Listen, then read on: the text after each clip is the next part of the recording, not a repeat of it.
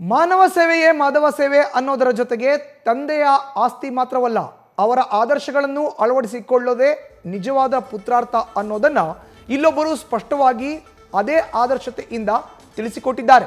ಇಡೀ ಜೀವನವನ್ನೇ ಜನರ ಸೇವೆ, ಅವರ ಆರೈಕೆಗೆ ಮುಡಿಪಿಟ್ಟು ಒಳಿತಿಗೆ ಬುನಾದಿ ಆಗಿದ್ದ ಅವರ ಆಶಯ ಸಣ್ಣದಂತೂ ಅಲ್ಲ.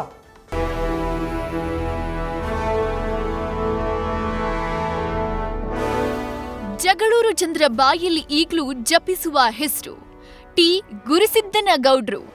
ಇವರು ದಾವಣಗೆರೆಯ ವಾಜಪೇಯಿ ಅಂತಾನೆ ಹೆಸರುವಾಸಿ. 3 ಬಾರಿ ಬಿಜೆಪಿ ಜಿಲ್ಲಾಧ್ಯಕ್ಷರಾಗಿ 2004ರಿಂದ 2007ರವರೆಗೆ ಜಗಳೂರು ಕ್ಷೇತ್ರದ ಶಾಸಕರಾಗಿ ಸುಮಾರು ದಶಕಗಳಿಂದ ಪಕ್ಷಕ್ಕಾಗಿ ನಿಷ್ಠಾವಂತ ಕಾರ್ಯಕರ್ತರಾಗಿ ಬಂದೀಖಾನೆಗಳ ಕಷ್ಟಗಳನ್ನು ಎದುರಿಸಿ ಜನಸೇವೆ ಮಾಡಿದವರು.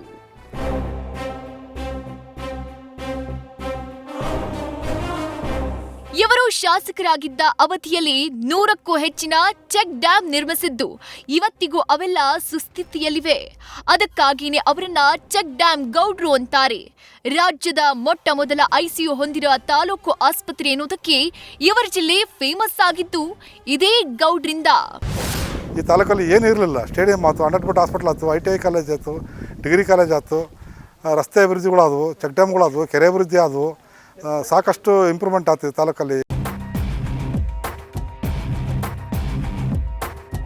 ಜಾತ್ಯತೀತ ಗೌಡರ ಸುಪ್ರಸಿದ್ಧಿ ಇಲ್ಲಿಗೆ ಮುಗಿಯೋದಿಲ್ಲ.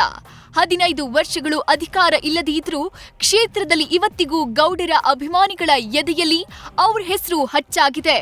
ಕೆಲಸಗಳು ಸಹ ಹಾಗೆ ಹೆಚ್ಚಾಗಿವೆ. ನಾನು ಈ ತಾಲೂಕಲ್ಲಿ ಆಡು ಬೆಳೆದಿರೋನು ನನ್ನ ಊರಲ್ಲಿರುವಂತಹ ಜನಗಳನ್ನು ನನ್ನ ಕೈಲಾದಷ್ಟು ರೀತಿಯಲ್ಲಿ ಅವರ ಆರೋಗ್ಯವನ್ನು ಕಾಪಾಡಬೇಕು, ಅವರ ಜೀವವನ್ನು ಉಳಿಸಬೇಕು ಎಂಬುದು ಅವರ ಕನಸಾಗಿತ್ತು.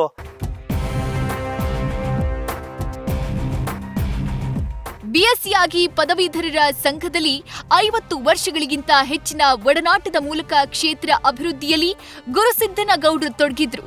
ಬರಪೀಡಿತ ತಾಲೂಕನ್ನ ಹೇಗೆ ಅಭಿವೃದ್ಧಿ ಮಾಡಬಹುದು ಅನ್ನೋದಕ್ಕೆ ಗೌಡರ ಕೆಲಸವೇ ನಿದರ್ಶನ.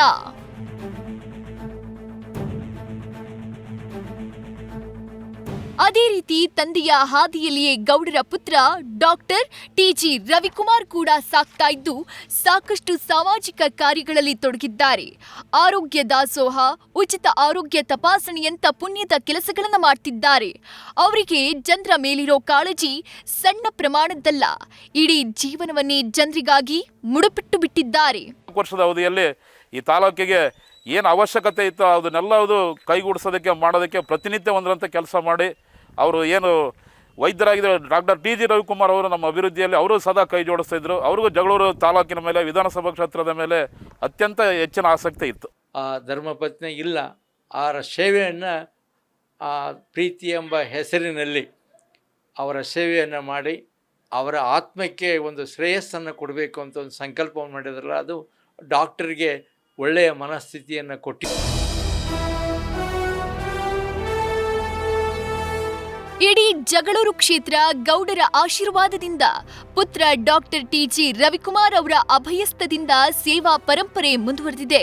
ನೆಮ್ಮದಿಯ ಜೀವನ ಅಲ್ಲಡಗಿದೆ. ನ್ಯೂಸ್ ಫಸ್ಟ್, ನಿರ್ಭೀತಿಯಿಂದ ನಿಮ್ಮ ಪರವಾಗಿ.